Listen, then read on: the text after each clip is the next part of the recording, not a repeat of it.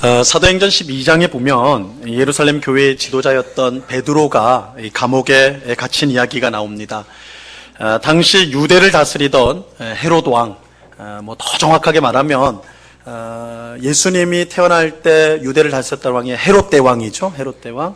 근데 이제 지금 시간이 사도행전 정도 되면 시간이 한참 지난 후에요. 그래서 헤롯 대왕의 손자였던 헤롯 아그리파 1세. 그래서 헤롯 아그리파 1세가 초대교회의 지도자 중 한 명이었던 예수님의 12제자 중 한 명이었던 야고보를 죽이게 됩니다. 야고보를 죽여요. 그래서 평소에 이 초대교회가 막 늘어나는 것을 보면서 마음에 들지 않았거든요. 그래서 지도자였던 야고보를, 예수님의 12제자 중 하나였던 야고보를 죽이게 됩니다. 그런데 야고보를 죽이니까 유대인들이 너무 좋아하는 거예요. 백성들이 너무 기뻐해요.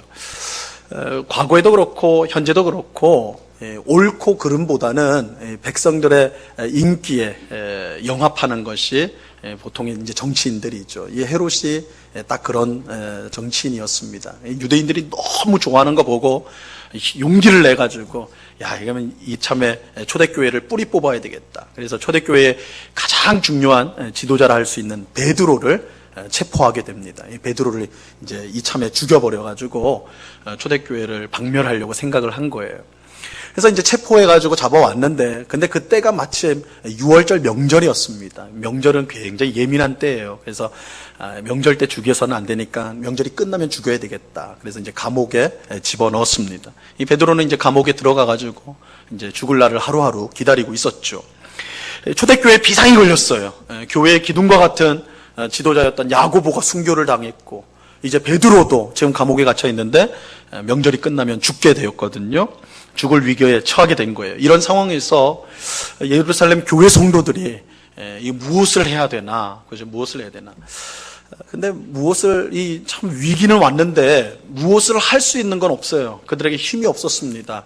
지금 상황을 바꿀 수 있는 힘이 그들에게는 없었어요.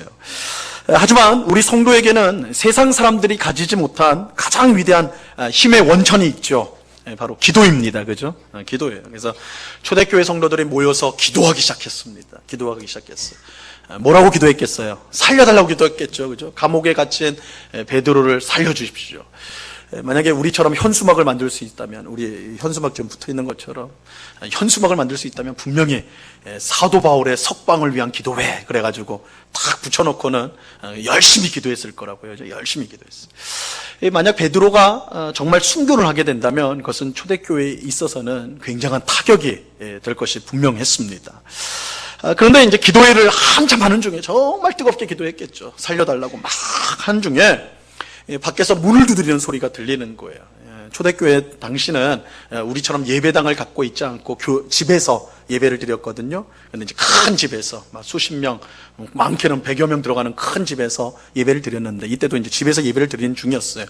기도회를 갖고 있는 중이었어요. 근데 집 밖에서 막 두들긴단 말이에요. 근데 이제 어른 성도들은 열심히 기도하고 있으니까 나갈 수가 없는 거예요. 그러니까 그 중에 이제 어린아이들도 같이 있었으니까, 아이 중에 한 명인 로데라는 아이가 소리를 듣고는 막 밖으로 뛰어나간 겁니다. 누구세요? 그랬겠죠. 누구예요? 밖에서 놀라운 소리가 들리죠. 베드로입니다. 그런 거예요. 베드로입니다. 지금 안에서는 베드로를 살려달라고 막 기도하고 있는데, 아이가 나갔더니 문 밖에 베드로가 있다라는 거예요. 베드로입니다. 이러는 거예요. 아이가 너무 놀래가지고, 너무 기뻐가지고, 문도 안 열어주고, 문을 열어줘야 되는데, 문도 안 열어주고, 다시 쪼르르 들어갔어요. 기도하는 사람들, 들어가가지고 소리를 지르기 시작합니다. 베드로가 왔어요. 베드로가 왔어요. 베드로가 살아왔어요. 그러니까, 얼마나 기뻤겠어요. 막 소리를 짓는 거예요. 베드로가 지금 문 밖에서 와 있습니다. 여러분, 이거 굉장히 신나는 일 아닙니까? 신나는 일 아니에요? 사형을 앞둔 베드로가요. 베드로를 지금 살려달라고 성도들이 모여서 기도회를 갖고 있는데, 이 기도의 응답이 얼마나 빠른지 아세요? 기도회가 끝나고 된 것도 아니야. 기도 중에 응답이 이미 이루어져 버렸어요. 그죠? 기도하고 있는데 이미 베드로는 와버렸단 말이에요. 그죠? 엄청난 신나는 일이죠. 정말 신나는 일이에요.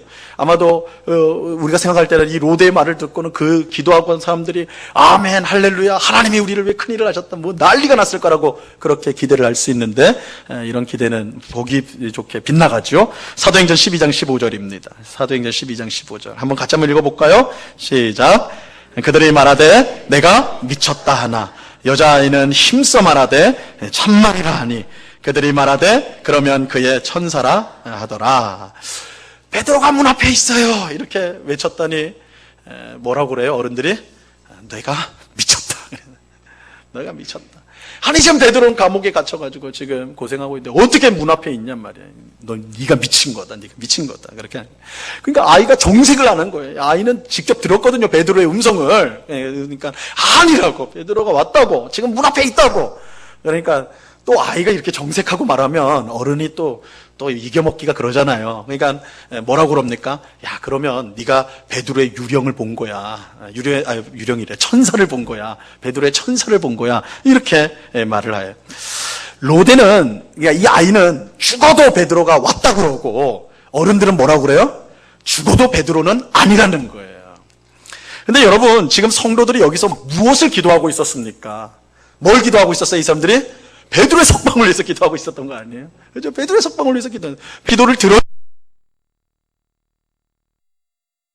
들어주셨어요. 그 기도를 들어주셔서 천사를 보내어 베드로를 감옥에서 꺼내내셨단 말이에요. 그리고 데리고 오셨단 말이에요. 그런데 정작 이 베드로의 석방을 위해 열심히 기도한 이 성도들은 베드로의 석방을 믿지 못했어요. 하나님이 그 기도에 따라서 베드로를 보내주셨는데도 믿지 않았어요. 그들은 과연 무슨 생각을 가지고 기도를 한 걸까요? 그들은 무슨 생각을 가지고 기도를 한 걸까요? 그들은 하나님께서 자신들의 기도를 정말 들어주셔서 베드로를 석방시켜 줄 거라고 믿으면서 기도를 한 것일까요? 정말 그들은 믿음으로 기도를 한 것일까요? 그렇지 않아 보여요. 아마도 그들은 기도는 하지만 기도밖에 할 게 없으니까 기도는 하는데 마음속으로는 이미 앞으로 일어날 일들을 이미 결론을 내려버린 거예요. 야고보도 순교했으니까 베드로도 순교할 것이다. 이게 현실이니까, 그죠? 현실이니까. 자기들 마음대로는 이미 결론을 내린 거예요. 결론을 내리고 그래도 기도는 해야 되겠으니까 기도를 하고 있는 거예요. 그러니까 실제로 기도가 응답이 되었어도 믿지 못하는, 사실 이거 굉장히 코미디 같은 장면이잖아요, 그죠? 코미디 같은 막 석방을 위해서 기도를 열심히 한쪽에서는 하고 있고 문 밖에서는 그 응답이 돼가지고 베드로가 와 있어. 근데 안에서 기도한 사람은 믿지를 않아요, 그죠? 믿지를 않아요. 이 코미디 같은 상황이 발생을 한 것이죠. 우리는 하나님께서 무슨 일이든 하실 수 있다는 믿음을 가지고 있습니다. 그죠? 우린 다 그 믿음이 있지 않습니까? 하지만 그 믿음대로 기도하지는 않아요. 그 믿음대로 행동하지도 않습니다. 우리는 입으로 항상 하나님께서 무슨 일이든 할 수 있다라고 말하면서도 실제로는 예수님을 그냥 가만히 계시는 분으로 만들어버려요. 우리는 기도해요. 하나님이 다 할 수 있다고 고백을 해요. 그러면 놓고 자기가 다 해요. 하나님은 그냥 계시라고 그러고 우리가 다 해버린다. 다 해버려. 그렇게 하니까 기도를 아무리 열심히 해도 그 기도가 응답되어졌는지조차도 몰라요. 아예 응답을 생각 안 하고 기도를 하니까. 오늘 설교의 주제는 오늘 설교 제목에도 나오는 것처럼 믿지 않음, 불신에 관한 것입니다. 불신, 믿지 않음. 오늘 읽은 본문은 우리가 가지고 있는 이 불신에 대해서 우리가 알아야 될 이 중요한 사실들을 알려주고 있어요. 지난 시간에 본 것처럼 예수님께서 십자가에서 죽으시고 사흘 만에 부활하셨습니다. 오늘 읽은 본문은 부활하신 예수님께서 사람에게 직접 나타나신 세 개의 짧은 이야기로 구성되어 있어요. 오늘 읽은 본문은 굉장히 짧은데 그 속에 이야기가 세 개나 들어가 있습니다. 아주 짧게 이야기가 이제 세 개나 들어가 있어요.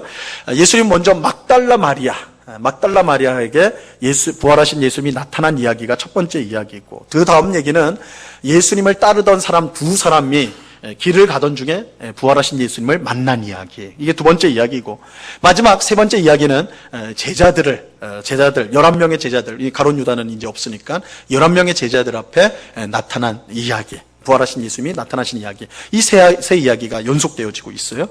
근데 이 짧은 세 이야기가 공통된 주제가 있어요. 세 이야기 다 똑같은 말을 하고 있어요. 반복하고 있어요. 그건 뭐냐면 믿지 않음, 그죠? 불신에 대해서 말씀하고 있습니다.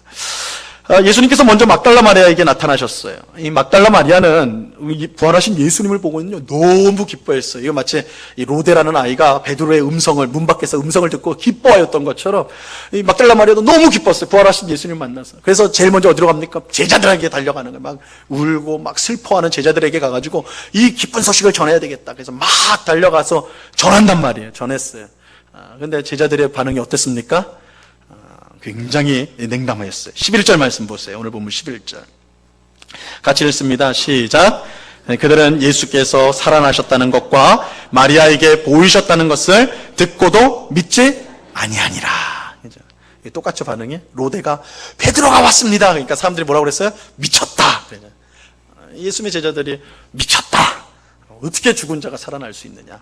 이렇게 말을 했다는 거예요. 그렇죠? 그러니까 막달라 마리아가 내가 예수님 만났어요. 그렇게 말을 해도 제자들은 도무지 믿지 않았어요. 막달라 마리아에게 나타나신 예수님께서 이번에는 예수님을 따랐던 두 사람에게 나타납니다. 12절 말씀 보세요. 그 후에 그들 중 두 사람이 걸어서 시골로 갈 때에 예수께서 다른 모양으로 그들에게 나타나시니, 두 사람이 시골로 걸어가고 있을 때에 부활하신 예수님께서 그들에게 나타나셨습니다. 그런데 마가복음은 이야기를 굉장히 이렇게 한 줄로 딱 짧게 말씀하지만 누가복음 24장에 보면 이 전체 이야기가, 이 자세한 이야기가 나옵니다. 이 글로바라 이름하는 한 사람과 또 한 사람은 이름을 몰라요. 그래서 두 사람이 엠마오라는 마을로 걸어가고 있는 중에 예수님이 그 길 가운데 나타나신 거예요. 그런데 처음에는 그들이 예수님을 알아보지 못했습니다. 예수님인지 부활하신 예수님인지 알아보지 못했는데 나중에 예수님께서 성경을 통해 예수님이 고난을 받으시고 부활해야 될 것을 말씀해 주시니까 그들의 마음이 뜨거워졌고 그들의 영적인 눈이 열려가지고 이분이 부활하신 예수님이구나. 그래서 예수님을 알게 된다고요. 이 두 사람이 부활하신 예수님 만나고는 얼마나 이거 또 기쁜 소식이에요. 그래서 어디로 갑니까? 또 제자들한테 가는 거예요. 막달라 마리아처럼 똑같이 제자들에게 달려가는 거예요. 그래서 엠마오로 가다가 다시 길을 돌려가지고 예루살렘으로 가가지고 11명의 제자들 앞에서 우리가 부활하신 예수님을 만났다 이렇게 말하죠. 그때 제자들이 어떻게 반응을 합니까? 똑같아요. 또 똑같은 반응을 해요. 13절 말씀 보세요. 오늘 본문 13절 같이 읽죠. 시작. 두 사람이 가서 남은 제자들에게 알리었으되 역시 믿지 아니하니라. 역시 믿지 않았다. 막달라 마리아가 내가 예수님 만났어요 말했을 때도 제자들은 너 미쳤다, 우리 그거 믿지 못한다 이랬는데, 이번에는 두 사람이나 예수님을 만났다 이랬는데도 제자들은 역시 믿지 않았어요. 이처럼 제자들이 여러 사람들의 말에도 불구하고 예수님의 부활을 믿지 않으니까 예수님이 어떻게 해요? 이제는 직접 나타나신 거예요. 직접 그들에게 나타나셨어요. 14절 말씀 보세요. 그 후에 11제자가 음식 먹을 때에 예수께서 그들에게 나타나사 그들의 믿음 없는 것과 마음이 완악한 것을 꾸짖으시니 이는 자기가 살아난 것을 본 자들의 말을 믿지 아니함일러라. 그동안 막달라 마리아와 두 명의 사람들을 통해 예수님의 부활 소식을 전해들었음에도 불구하고 믿지 않았던 제자들 눈앞에 예수님이 직접 나타나셨어요. 직접 나타나셨어요. 예수님은 그들의 믿음 없는 것과 마음이 완악한 것을 책망하셨습니다. 꾸짖으셨어요. 이게 이제 오늘 우리가 읽은 본문의 세 가지 짧은 이야기인데, 이 세 가지 이야기 지금 말씀드린 것처럼 보니까 또 이제 주제가 딱 선명하게 들어오죠. 믿지 아니하였다. 역시 믿지 아니하였다. 믿지 않은 것들을 예수님께서 꾸짖었다. 그죠? 세 이야기 전체가 제자들이 예수님의 부활을 믿지 않음, 불신에 대해서 책망하고 그것을 지적하는 세 가지 이야기입니다. 자, 그렇다면 왜 제자들은 예수님의 부활을 믿지 못했을까요? 왜 믿지 못했을까요?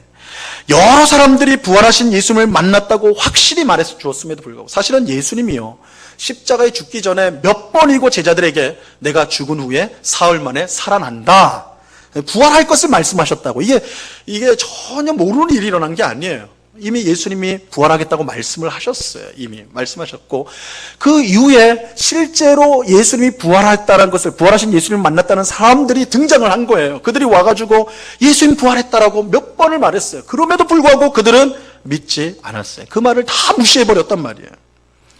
왜 그랬을까요? 그들은 왜 믿지 못했을까요? 제자들이 믿지 못한 것은 단순히 그들이 다른 사람보다 믿음이 부족해서가 아니었어요. 즉 그들의 개인 문제가 아니었다는 겁니다. 개인적으로 믿음이 너무 안 좋아서 그렇다, 그런 건 아니었어요. 여기에는 믿음과 관련된 보다 깊은 문제가 자리하고 있습니다. 우리가 이제 그걸 좀 생각을 해보려고 그래요. 사람들은 왜 부활을 믿지 못할까? 이걸 좀 더 넓혀가지고요. 사람들은 왜 하나님을 믿지 못하는 것일까요? 그 이유는 사람이 이성적인 존재이기 때문에 그래요. 이성적인 존재이기 때문에. 사람이 이성적인 존재다라고 말하면 좀 이 말이 어렵습니다. 좀 더 쉽게 설명하면요. 사람은 자기 생각을 벗어나는 것을 믿지 못합니다. 자기 생각의 한계를 넘어서는 것에 대해서는 받아들이지를 못합니다. 그래서 전도를 하다 보면 어떤 사람을 만나게 되냐면 보이지 않는 하나님을 믿기보다는 보이는 내 주먹을 믿는 게 더 낫습니다. 이렇게 말하는 사람들이 있다고요. 보이지 않는 하나님을 어떻게 믿냐라는 거예요. 차라리 보이는 내 주먹을 믿는 것이 낫지 보이지 않는 하나님 믿을 수 없다. 이렇게 말하는 분들이 있어요. 사람은 보이는 것, 아는 것, 경험하는 것만을 받아들일 수가 있어요. 이게 이제 이성적인 존재라는 뜻이에요. 보이는 것, 아는 것, 경험한 것만을 받아들일 수가 있어요. 이런 이유로 부활을 믿지 못하고 하나님을 믿지 못합니다. 볼 수도 없고 알 수도 없고 경험한 적도 없기 때문이죠. 하지만 우리가 보고 알고 경험한 것만이 이 세상에 존재하는 것일까요? 우리 한번 이번 생각을 해보자고요. 정말 우리가 보는 것, 아는 것, 경험한 것만이 이 세상에 존재하는 유일한 것이냔 말이에요. 그걸 넘어서는 것은 없느냐? 여러분 군대에서 사용하는 레이더라는 장비가 있어요. 레이더 많이 들어보셨죠? 그래서 꼭 이거는 군대뿐만 아니라 배 타는 배에서도 쓰고 쓰임새가 많은데 이 레이더는 보통 우리나라 상공에 하늘에 비행 물체들을 추적하기 위해서 사용하는 도구죠. 그래서 우리나라에 고성능 레이더가 있어가지고 우리나라 하늘 전체에 어떤 비행기가 날아가면 다 그걸 포착해가지고 추적을 한단 말이에요. 그죠? 이 레이더예요, 레이더. 그런데 이 고성능 레이더로 추적할 수 없는 비행기가 있다고 그래요. 물론 스텔스 같은 레이더를 흡수하는 그런 비행기도 있겠지만 그걸 차치하고 일반 비행기인데도 불구하고 레이더에 잡히지 않는 비행기가 있다라는 거예요. 어떤 비행기냐면 아주 낮은 높이로 날아가는 비행기. 아주 낮은. 그래서 바다 위를 간다 그러면 바다 해수면에서 불과 몇 미터 안 떨어지게 아주 낮은 고도로 땅에 가더라도 땅에 거의 붙어가듯이 날아가는 비행기는 레이더로 잡히지가 않는데요. 왜냐하면 그 레이더의 전파의 한계를 넘어가기 때문에 그 한계에 넘어 있기 때문에 아주 낮게 오기 때문에 레이더가 쉽게 포착을 할 수가 없다고 합니다. 그러니까 여러분 레이더로 모든 항공기를 우리가 알 수 있다, 파악할 수 있다 이런 말 하지만 사실은 모든 것은 아니에요. 그죠? 그 한계를 넘어가는 비행기가 분명히 있을 수 있기 때문에 레이더에 잡히지 않더라도 비행기가 날아다닐 수가 있다는 거예요. 그죠? 그럴 수 있다는 거예요. 마찬가지예요. 사람의 이성을 넘어가는 존재와 일들이 있습니다. 사람의 눈에는 보이지 않고 머리로도 이해하지 못하고 경험하지 못하는 그런 존재와 일들이 이 세상에 있다라는 거예요. 바로 하나님과 부활과 같은 기적이 그러한 것입니다.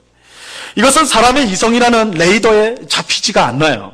하지만 레이더에 잡히지 않는다고 해서 없는 게 아니에요. 있는데 우리의 한계 때문에 잡히지가 않을 뿐이에요. 그죠? 우리의 한계를 넘어서는 것들이 분명히 존재한단 말이에요. 우리가 알지 못할 뿐 하나님과 부활은 분명히 존재합니다. 사람들이 부활을 믿지 못하는 것은 이 부활이 사람의 이성으로는 알 수 없는 그런 초자연적인 사건이기 때문이다. 이렇게 말할 수가 있어요. 근데 이것이 이제 전부가 아닙니다. 부활을 사람들이 믿지 못하는 이유의 전부는 아니에요. 여기서 한 걸음 더 들어가면 더 큰 문제가 가로막고 있어요. 더 큰 문제가 있습니다. 사람들이 예수님께서 부활하신 것을 믿지 못하는 것은 단순히 이 사건이 초자연적인 사건이기 때문만은 아니에요.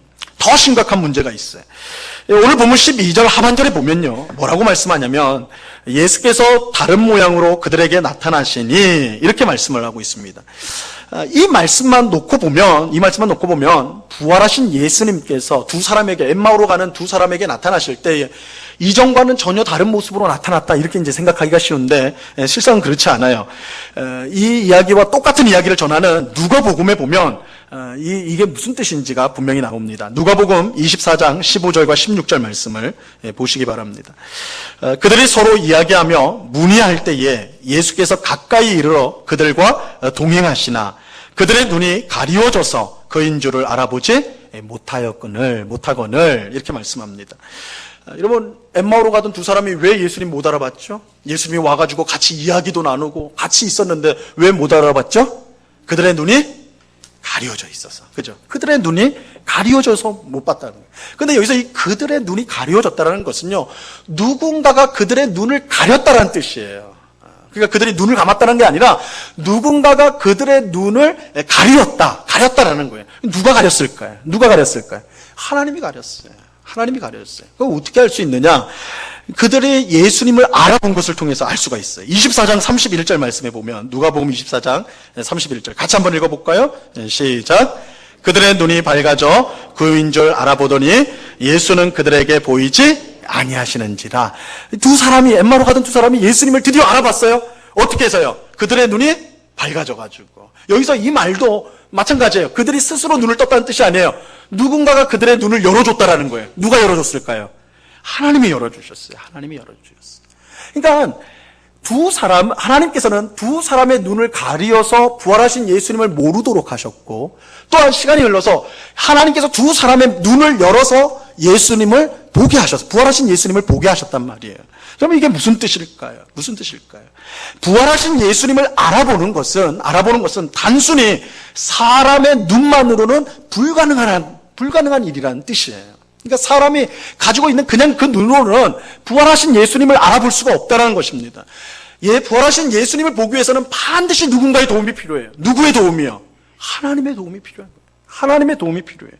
하나님께서 우리의 눈을, 영적인 눈을 활짝 열어주셔야만 그때서야 비로소 부활하신 예수님을 볼 수 있다는 거예요. 그러니까 하나님이 영적인 눈을 열어주셔야 돼요. 영적인 눈을. 이것은 예수님의 부활이 단순히 죽은 사람이 다시 살아난 그런 사건에 불과한 것이 아니기 때문에 그래요. 예수님의 부활은 하나님의 영광과 은혜를 나타내는 하나님의 구원 역사예요. 여러분, 부활은 하나님의 특별하신 구원 역사입니다. 하나님의 역사예요. 그렇기 때문에 사람의 일반적인 눈으로는 인식할 수 없고 하나님께서 그 사람의 영적인 눈을 뜨게 해주셔야만 그 사건이 정말 하나님의 행하신 구원 사건인 것을 알 수가 있는 거예요. 그래서 반드시 하나님께서 그 사람의 눈을 열어주셔야 돼요.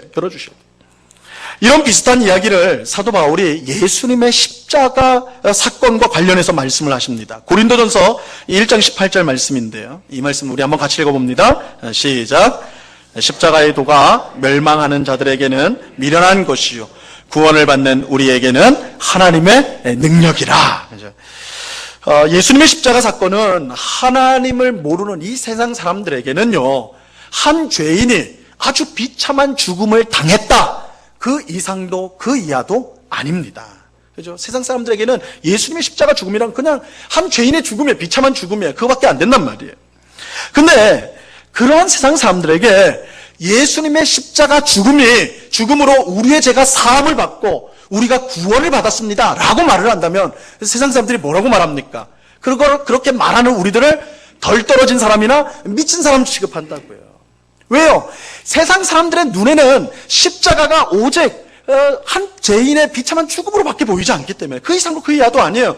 그냥 죄인의 죽음이에요. 하지만 하나님께서 영적인 눈을 열어서 믿음을 주신 성도가 볼 때는 예수님의 십자가 죽음은 우리의 죄를 사하시고 우리를 구원한 구원 사건이 된단 말이에요. 영적인 눈이 열려야 돼요. 영적인 눈이. 고린도전서 2장 10절 말씀에 보면요, 이렇게 말씀합니다. 오직 하나님의 성령으로 이것을 우리에게 보이셨으니 성령은 모든 것 곧 하나님의 깊은 것까지도 통달하시느니라. 하나님께서 우리에게 주신 성령을 통해서 우리의 영적인 눈이 활짝 뜨여서 예수님의 십자가가 무슨 의미인지 무슨 뜻인지를 보게 하신다라는 거예요. 그러니까 여러분, 세상 사람들이 절대 보지 못하는, 이해하지 못하는 그 십자가 죽음의 의미는 성령을 받아 영적인 눈이 뜨여진 성도에게만 보여지는 것입니다. 여러분, 예수님의 십자가 죽음이 우리 죄를 위한 죽음이며 그 죽음으로 우리의 모든 죄가 사함받았음을 여러분 참으로 믿습니까?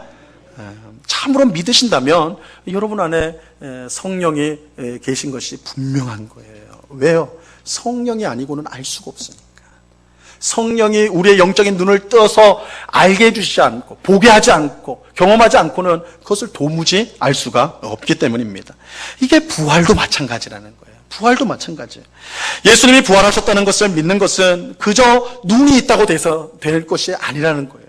하나님이 눈을 열어주셔야 돼요. 영적인 눈을 열어주셔야 돼요. 성령이 우리의 영적인 눈을 환하게 열어주셔야지 우리가 예수님의 부활 사건을 알 수가 있는 거예요. 믿을 수가 있는 것입니다. 여러분, 왜 사람들이 예수님의 부활을 믿기 어려워하는지 아시겠어요? 제가 두 가지를 말씀을 드렸어요. 그죠? 첫 번째는 하나님과 부활은 사람의 이성으로는 절대 파악할 수 없는 것이기 때문에 그래요. 그죠? 사람은 눈으로 보고 머리로 이해하고 몸으로 경험한 것만을 알 뿐입니다. 그걸 넘어가는 것을 믿을 수가 없어요. 받지를 못해요. 그런데 하나님과 부활은 그것을 넘어가는 것이기 때문에 그것을 받아들일 수가 없는 것이죠. 그런데 그것뿐만 아니라 두 번째, 더 결정적인 이유가 있다고 그랬어요. 그것은 하나님께서 우리의 영적인 눈을 열어주셔야만, 우리에게 믿음을 주셔야만 그 사건을 인식할 수 있다라는 것이죠. 여러분, 기독교 신앙을 갖는 것은요, 사람의 힘으로는 절대로 불가능한 일입니다. 기독교 신앙을 받아들이는 것, 갖는 것은요, 사람의 힘으로 되는 거 아니에요. 여러분 중에는, 아니, 목사님, 저는 제 발로 교회 찾아왔는데요. 저 하나님 믿고 싶어서 제 발로 찾아왔는데요. 혹시 자신은 그렇게 생각할지 모르겠어요. 그러나 하나님께서 부르지 않으셨다면, 하나님께서 그 10년 가운데 성령을 먼저 주지 않았다면 자발적으로 교회 나올 사람이 없어요. 물론 교회까지 이 몸은 나올 수 있죠. 참된 믿음으로 나올 수는 없다는 거예요. 왜냐하면 영적인 눈을 열어주지 아니하시면 우리가 지금 말하고 있는 하나님, 예수님, 십자가, 죽음, 부활이라는 것이 한낱 공허한 소리로밖에 들릴 수밖에 없기 때문에 그래요. 하나님께서 눈을 열어주셨기 때문에 그 의미를 알게 되는 것입니다. 하나님께서 우리에게 보내주신 성령이 우리의 영적인 눈을 뜨게 하셨기 때문에 그것을 받아들일 수가 있는 거예요. 그렇게 우리가 하나님을 믿는 것, 예수님의 십자가 죽음과 부활을 구원 사건으로 믿는 것, 이것 자체가 하나님께서 이미 우리에게 은혜를 주셨다는 분명한 증거가 되는 것입니다. 여러분이 하나님을 믿는다. 내가 예수님을 믿게 되었다.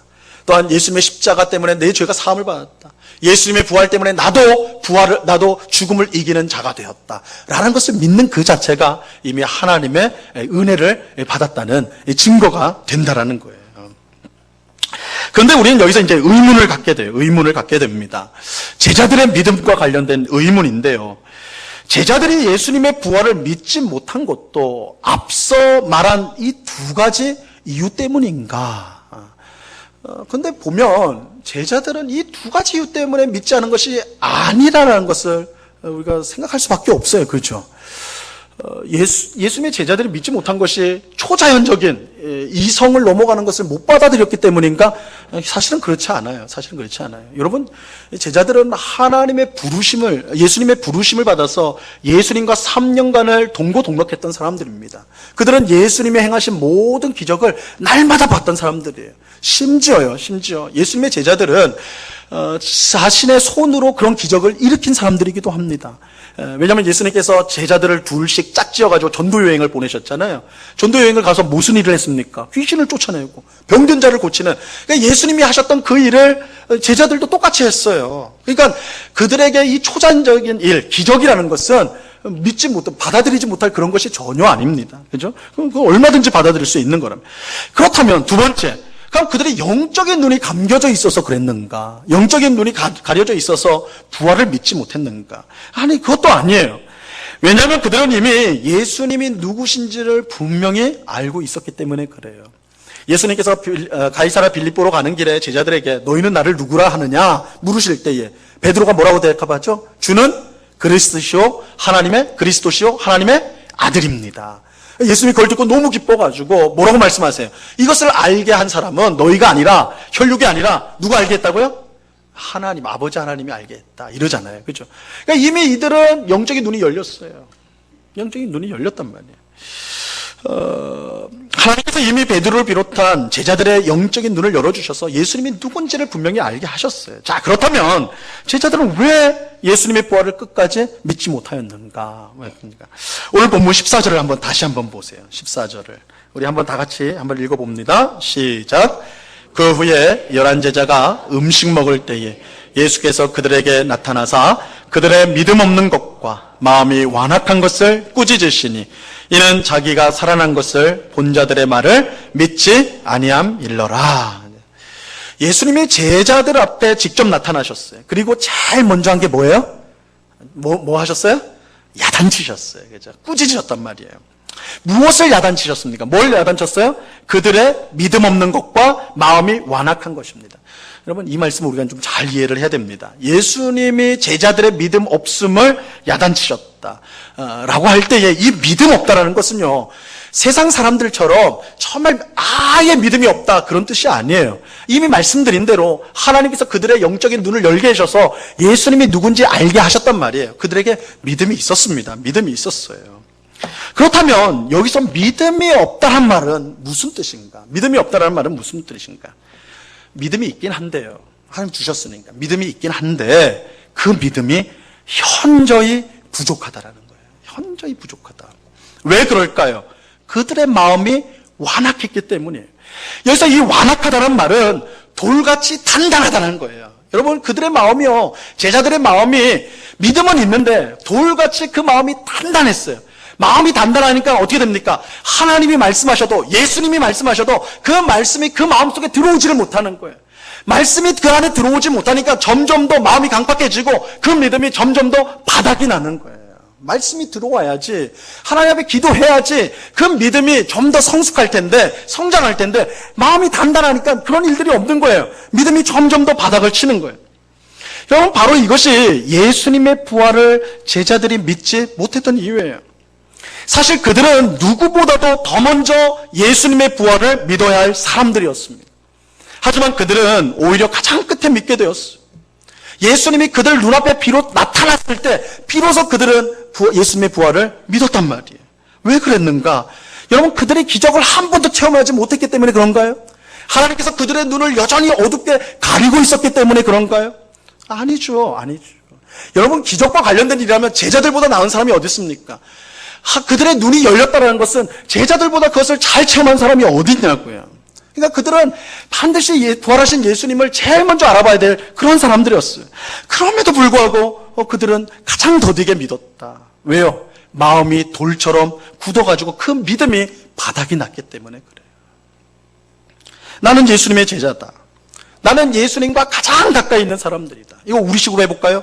나는 평생 교회를 한 번 빠진 적이 없는 사람이다. 나는 교회에 직분이 있다. 나는 모태신앙인이다. 나는 이런저런 봉사를 교회에서 많이 했다. 이런 말을 하면서도 정작 그 마음은 돌같이 단단해가지고 하나님의 말씀을 듣지 못하고 점점 더 그 믿음이 바닥으로 내려가게 되는 거예요. 여러분, 교회에 오래 다닌 사람은 대부분 스스로 믿음이 있다고 생각을 해요. 비록 내 믿음 참 좋습니다. 난 좋은 믿음 갖고 있어요. 이런 사람은 거의 없죠. 그렇게 한국 사람이라 더 그렇게 말하진 않는데, 그럼에도 불구하고 나는 확실히 믿음은 있다, 이렇게 생각을 해요.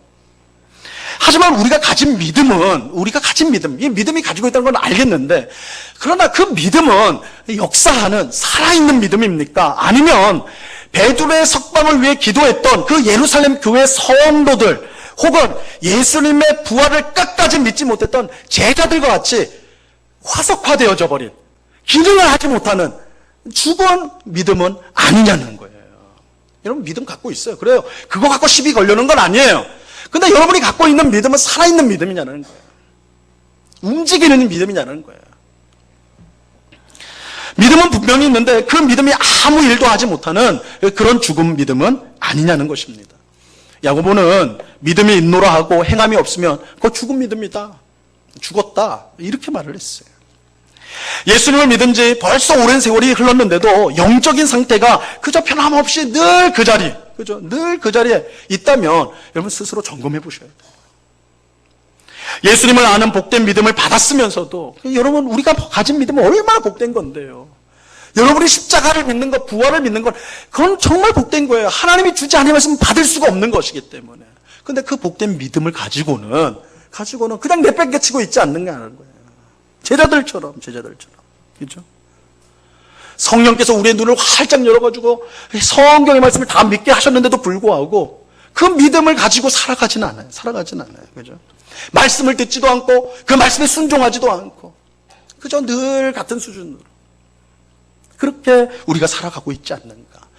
아무런 믿음의 열매를 맺지 않고 못하면서 그렇게 살아가고 있지 않는가. 만약에 그렇다면 부활하신 예수님이 제자들에게 나타나서 제일 먼저 하신 일이 책망하는 일이었는데 우리 또한 그 책망을 피할 수 없을 거예요. 예수님께서 마태복음 13장 13절에서 이렇게 말씀하셨습니다. 13장 13절 같이 한번 읽습니다. 시작. 무릇 있는 자는 받아 넉넉하게 되되 없는 자는 그 있는 것도 빼앗기리라. 여러분 굉장히 무시무시한 말씀이에요. 믿음을 힘써 구하는 사람에게는요 더 풍성한 믿음을 주시겠대요. 믿음으로 살려고 하여튼 몸부림치고 힘쓰는 그 사람에게는 더 부어주시겠다는 거예요. 그런데 믿음을 갖고 있으면서도 정작 그 믿음을 그냥 어디 책장이나 찬장이나 다 처박아 놓고 마치 믿음 없는 사람처럼 살아가는 그 사람에게는 있는 믿음조차 빼앗겠다. 이게 경고의 말씀 아닙니까? 그죠? 경고의 말씀이라고요. 여러분 하나님을 믿으십니까? 예수님 믿으세요? 예수님의 십자가 사건과 부활 사건이 우리의 구원 사건인 것을 믿으세요? 정말 귀한 거예요. 정말 귀한 믿음이에요. 하나님만이 주실 수 있는 거예요. 그러면 그 믿음을 가지고요. 내가 그 믿음을 갖고 있다는 게 중요한 것이 아니라 그 믿음을 사용하셔야 돼요. 그 믿음대로 행하셔야 돼요. 말씀과 기도와 예배를 통하여 우리가 가진 믿음이 더욱더 성장하도록 힘쓰셔야 돼요. 예배당 안에서뿐만 아니라 여러분의 삶 가운데서 믿음대로 행하려고 노력하셔야 돼요. 힘쓰셔야 돼요. 믿음대로 사셔야 돼요. 여러분 제자들이 책망받았던 게 뭐예요? 그들이 믿음이 세상 사람하고 똑같아서 야단 맞은 게 아니라고요. 너희 믿음이 있는데, 너희는 기적도 행하고 믿음도 있는데 왜 믿음을 사용하지 않느냐? 왜 믿음을 내팽개치고 믿음이 있노라고 하면서 믿음 없는 사람처럼 살아가느냐? 이게 책망이잖아요. 예수님께서 부활하신 예수님께서 제자들 책망한 게 이 내용 아닙니까? 예수님은요 세상 사람들에게 책망하지 않습니다. 믿음이 없는데 어떻게 책망을 해요? 할 수가 없는 사람인데. 근데 신자는 다르잖아요. 성도는 다르잖아요. 믿음을 주셨단 말이에요. 영적인 눈을 뜨게 해주셨단 말이에요.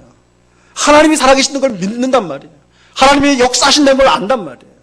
그럼에도 불구하고 우리가 기도함에도 불구하고 마치 하나님이 없는 것처럼 그렇게 우리는 생각하고 말하고 행동하지 않는가.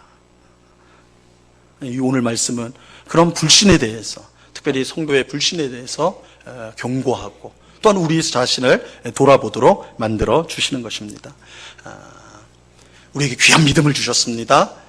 그 믿음을 가지고 믿음대로 행하는, 믿음대로 살아가는 우리 모두가 될 수 있기를 간절히 바랍니다. 믿음대로 살 때에야 하나님께서는 그런 우리들을 기뻐하시고 어떤 풍성함으로, 하나님이 주시는 풍성함으로 우리의 삶을 채워주실 것입니다. 그러한 사실을 꼭 기억하시면서 여러분 믿음을 다른데 놓지 마시고요. 우리가 하는 모든 일, 사도 바울은 극단적으로 말했어요. 믿음으로 행하지 않는 것이 다 죄다라고 그랬어요. 그렇죠? 우리가 모든 일을 믿음으로, 하나님을 믿음으로, 의지함으로 그렇게 우리의 삶을 살아가는, 그래서 하나님이 주시는 풍성한 은혜와 복을 누리는 우리 모두가 될 수 있기를 우리 주님의 이름으로 간절히 축원합니다. 기도하겠습니다. 하나님 아버지 감사합니다. 그들이 믿지 아니하였더라. 역시 그들이 믿지 아니하였더라. 이것은 세상 사람들 얘기가 아니라 예수님을 가장 가까이 따랐던 제자들의 이야기입니다. 그들은 믿음이 있노라고 하면서 그 믿음대로 살지 않았습니다. 하나님이 역사한다라고 말은 하지만 하나님은 가만히 계신 분인 것처럼 그렇게 자기들이 모든 걸 결정하고 행동을 하였습니다. 그런 그들을 예수님께서 책망하셨습니다. 주님, 오늘 저희들도 교회를 오래 다녔습니다. 신앙생활 많이 했습니다. 근데 정말 믿음대로 살고 있는지, 우리는 하나님이 모든 것을 하실 수 있다라고 고백하면서도 실상은 우리가 다 해야 되는 것처럼 그렇게 인생의 짐을 홀로 다 짊어지고 고통하고 있지는 않은지 우리 자신을 돌아보게 하여 주옵소서. 믿음으로 우리가 믿음을 갖고 있다는 것은 또한 믿음으로 행하는 것을 행해야 된다는 것을 뜻하는 것인데 아버지 하나님 오늘 우리 모두가 주신 귀한 믿음을 가지고 이 믿음대로 살아가는 주의 백성들 다 될 수 있도록 도와주시옵소서. 말씀과 기도, 예배를 통하여 믿음이 성장하게 도와주옵시고 그 성장한 믿음을 가지고 우리가 이 땅에서 사는 모든 영역에서 믿음의 열매들을 아름답게 드러내는 주의 백성들이 다 될 수 있도록 주장하여 주시옵소서. 감사하며 예수 그리스도 이름으로 기도드리옵나이다. 아멘.